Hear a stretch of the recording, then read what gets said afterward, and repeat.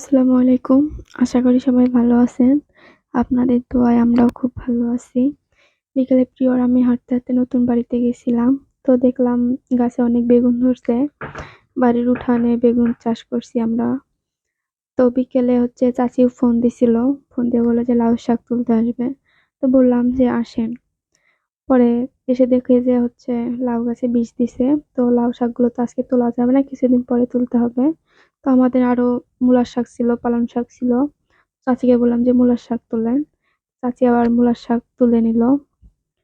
এদিকে আমি প্রিয়কে বললাম যে বেগুন তুলি, তুমি একটু আসো। তো বেগুন তুললাম, বিকেলে ভাজি করব।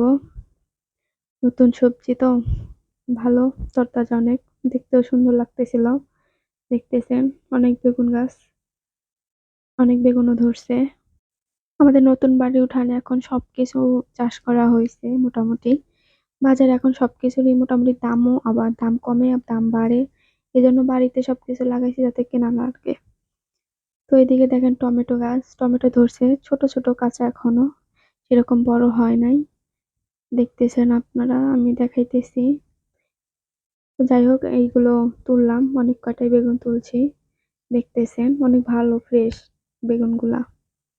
অন্যদিকে বিয়াই ছিল, বিয়াই আমাদের বাগান পরিষ্কার করতেছিল। এই যে চাচি মূলা শাক তুলতেছিল, মূলা সহ। ভাবি ছিল সাথে, ভাবি যে ব্যাগ ধরতেছে, মূলাগুলো তুলবে। অনেক তরতাজা সবজি আমাদের এখানে উঠানে লাগানো হয়েছে। তো যাই হোক আমরা সবকিছু সবাইকে দিয়েই খাই। রেখার মা, পারভিন মামি সবাই আছে, ওদেরকে দিয়ে সবকিছু খাই ভাগাভাগি করে। বাচ্চারা অন্যদিকে খেলা করতেছিল, দেখতেছেন, ওরা অনেক আনন্দ করে খেলতেছে। তো যাই হোক, আপনারা আমাদের পাশে থাকবেন, সাপোর্ট করবেন, আমাদের জন্য দোয়া করবেন। আল্লাহ হাফেজ।